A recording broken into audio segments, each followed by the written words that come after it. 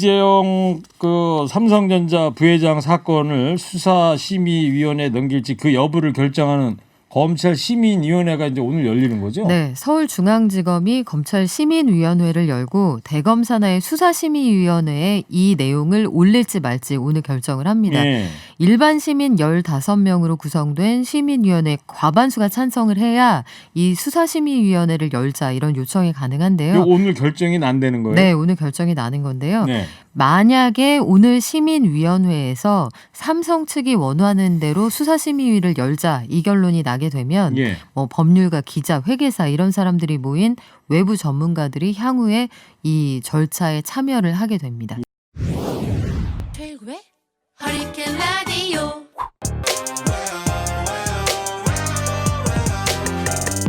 무거운 녀석들 가벼운 뉴스는 가라. 무게 있는 뉴스만 골라서 전해드립니다. 무거운 녀석들! 무게 있는 뉴스 전해줄 무거운 녀석 두 분 나왔습니다.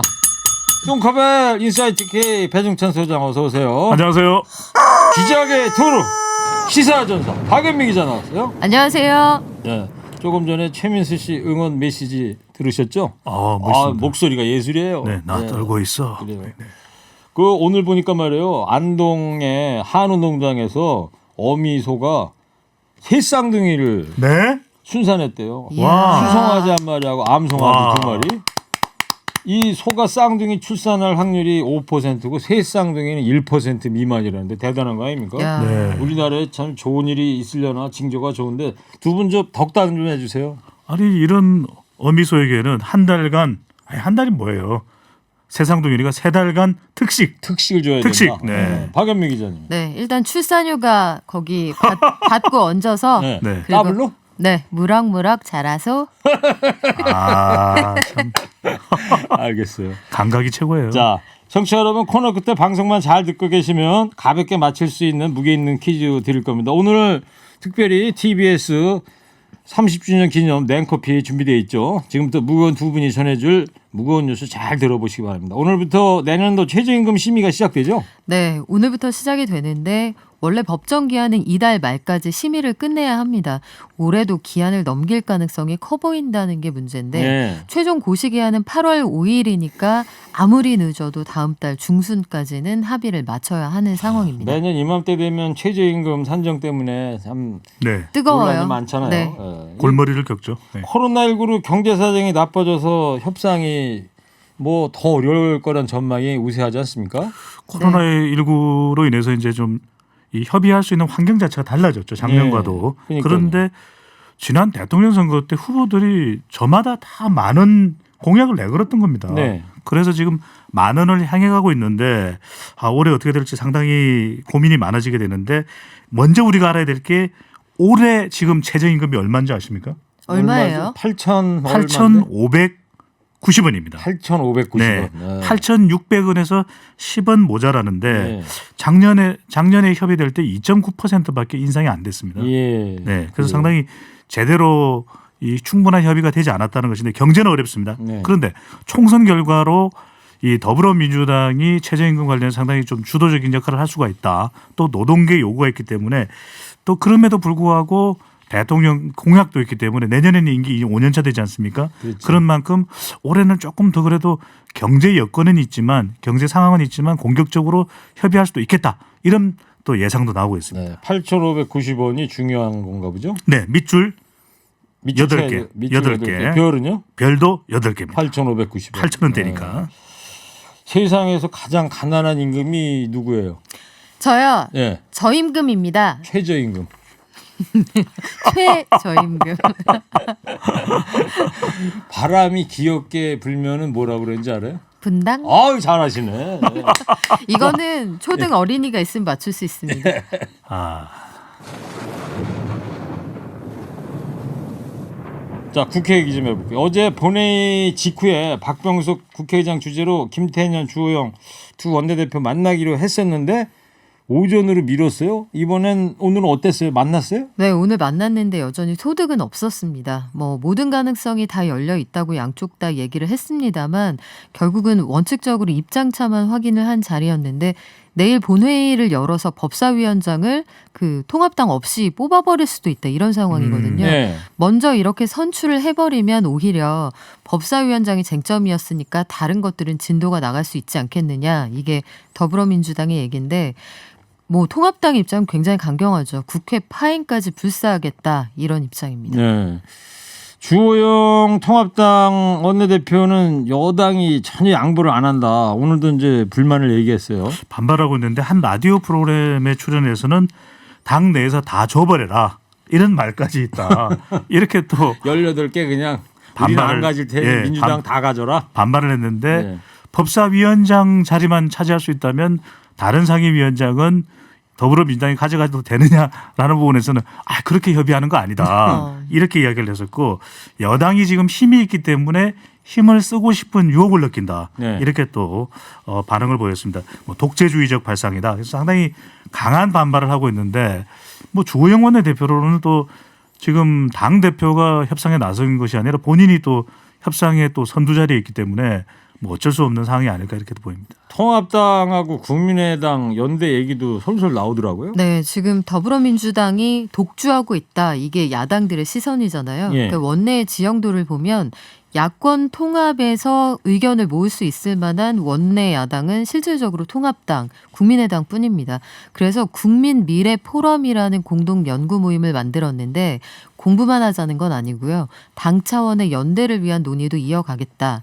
이와 관련해서 김종인 통합당 비대위원장이 9일에 인터뷰를 통해서 안철수 대표도 국민의당 세석 가지고는 차후 대선에서 목소리가 안 나온다는 거 알고 있다. 예. 문을 두드린다면 우리가 굳이 미리 놓으라고 할 필요가 없고 구체적으로 얘기를 할 법도 하다 이런 입장을 밝힌 상태입니다. 그래요. 양측이 또 기본소득이나 전일보육제 관련해서도 그 공감대가 있는 상황이기 때문에 만약에 더불어민주당이 이 원구성에서 계속 강경한 입장을 보인다 하면 보다 빠르게 야권 재편이 이뤄질 수도 있다는 전망이 나옵니다. 네. 반면에 박병석 국회의장하고 여당은 더 기다릴 수 없다. 어떤 이슈로도 내일 본회의 열겠다 이런 입장인 거죠. 국회의장은 일단 의장이 되는 순간 당적은 떠납니다. 그럼에도 불구하고 준법 일정에 맞게끔 국회를 이끌어 가야 되는 건 또 의장의 몫이거든요. 네. 그러다 보니까 원래는 8일 상임위 배분을 하기로 했던 것을 두 당이 더 협의를 하도록 12일로 미뤄 중재 역할을 한 것이 이제 박병석 국회의장인데 네. 이 더불어민주당 내부의 목소리는 그렇습니다. 이게 통합당의 시간 끌기다.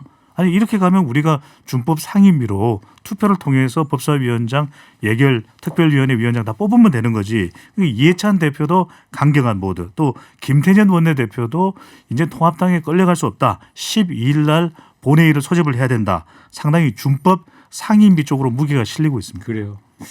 이 말다툼이 계속되고 있는데 항상 언제나 말다툼이 있는 곳이 어디죠? 경마장. 오 잘하시네. 우리 아니, 말 아재 개그 내가 초콜릿 샀어. 이거 하나씩 오! 주세요. 우리도 다 말산업 종사자 아니에요? 그래요? 와. 국회 그럴 줄 말산업. 알았더니 네. 경마장 네. 안에.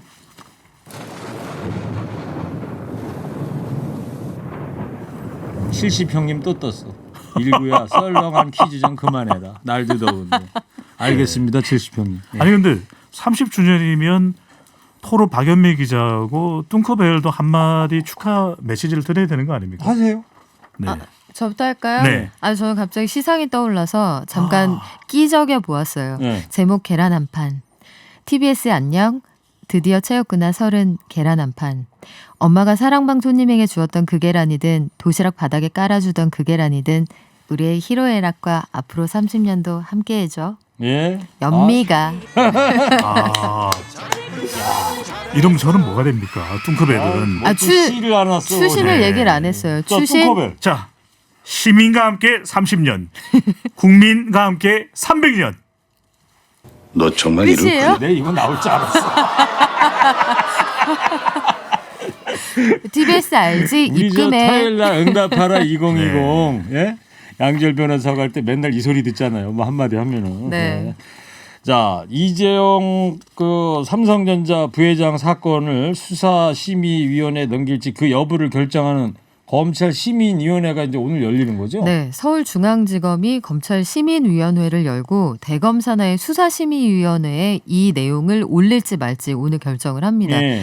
일반 시민 15명으로 구성된 시민위원회 과반수가 찬성을 해야 이 수사심의위원회를 열자 이런 요청이 가능한데요. 이거 오늘 결정이 안 되는 거예요? 네, 오늘 결정이 나는 건데요. 네. 만약에 오늘 시민위원회에서 삼성 측이 원하는 대로 수사심의위를 열자 이 결론이 나게 되면 예. 뭐 법률가, 기자, 회계사 이런 사람들이 모인 외부 전문가들이 향후에 이 절차에 참여를 하게 됩니다. 예. 그래서 이제 수사심의위원회가 열리게 될 것이다. 오늘 결정이 되면요. 열지 안 열지를 오늘 오늘 결정을 결정을 합니다. 하는 거죠. 네. 예. 뭐 박연미 기자 조금 얘기를 했습니다. 어떤 분들이 여기 시민위원회에 들어가게 되는 거죠? 그 삼성 변호인단에서 검찰 수사 심의위원회 소집 요청을 한 것이거든요. 네. 그건 뭐냐? 좀 더 여론의 소리를 들어보자. 그러면은 삼성에 좀 더 유리할 수 있다. 이런 판단입니다. 네. 그러다 보니까 검찰 수사위원회 이 심의위원회가 열릴지 말지를 결정하는 것이 부의심의위원회. 그러니까 네. 올릴지 말지를 결정하는 것이 오늘 열립니다. 그렇죠. 그런데 부의라는 게 의원에 붙일 거냐, 그렇죠. 붙인다. 부의가 그런 뜻이니까. 네. 그런데 이 부의 여부가 이제 오늘 중요한데 소집 가능 여부인데 영장이 기각됐기 때문에 심의위가 열릴 가능성이 상당히 높아진다고 합니다. 예.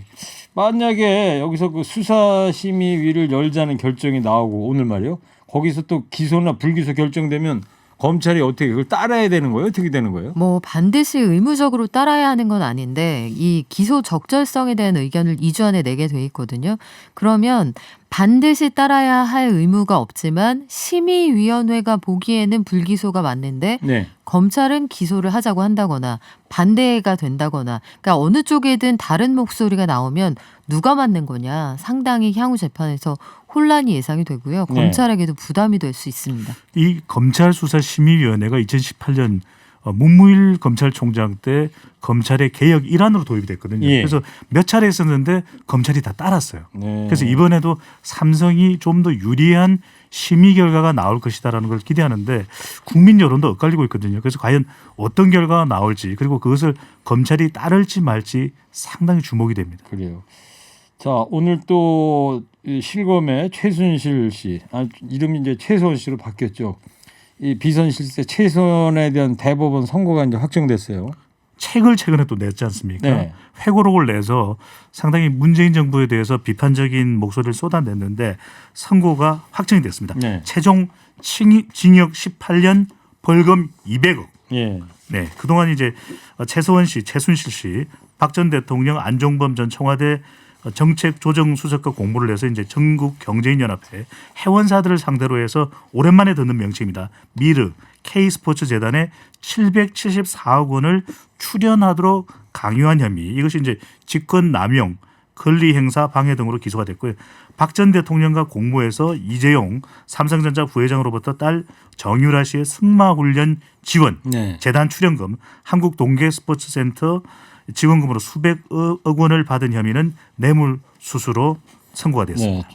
최소원 씨가 지금 64살로 돼 있던데 인터넷 보니까 이 18년에다가 또 딸 정유라 씨 입시 비리 사건으로 3년 선고받아서 합해서 21년을 감옥 생활을 해야 되는데 그렇게 되면은 85살에 가석방이 만약에 없다면 85세 출소를 할 것이다. 2037년에 네. 이런 기사들도 많이 떠 있더라고요.